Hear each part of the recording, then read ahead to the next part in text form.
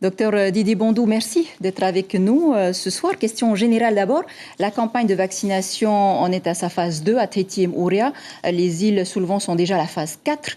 Finalement, est-ce que tout le monde peut demander à se faire vacciner?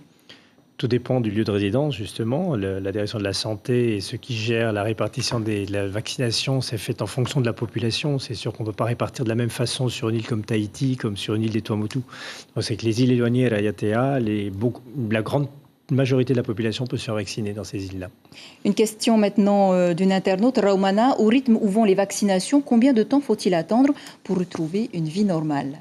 C'est une bonne question. Tout le monde l'attend, c'est une vie normale. Il ne faut quand même pas oublier, c'est qu'on est tous en attente d'une immunité collective, qu'elle soit artificielle par le vaccin ou qu'elle soit eue par la maladie en elle-même. Il ne faut pas oublier que le vaccin, on ne peut pas vacciner les enfants et les gens de moins de 18 ans, qui représentent quand même une certaine quantité de la population. Donc cette immunité collective, on l'aura, mais quand? C'est un grand point d'interrogation.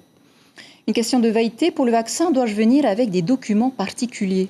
Non, pas du tout. Une simple ordonnance du médecin traitant qui ordonne ou qui fait prescrire cette vaccination est possible. Il y a des formulaires qui sont émanants de la direction de la santé qu'on peut remplir, mais une simple ordonnance peut suffire.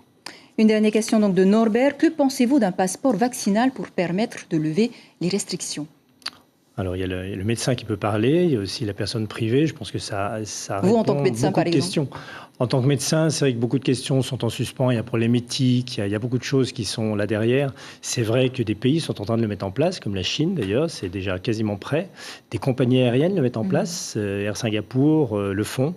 Maintenant, ça soulève beaucoup de problèmes parce que ça voudra dire que tous les gens qui sont susceptibles d'être vaccinés ou qui le souhaitent l'ont été, pour qu'il n'y ait pas de disparité entre les gens qui ont volontairement choisi d'être vaccinés et qui ne l'ont pas pu l'être, et ceux qui souhaitent ne pas l'être. Donc pour ça, vous, c'est un gros problème. C'est compliqué.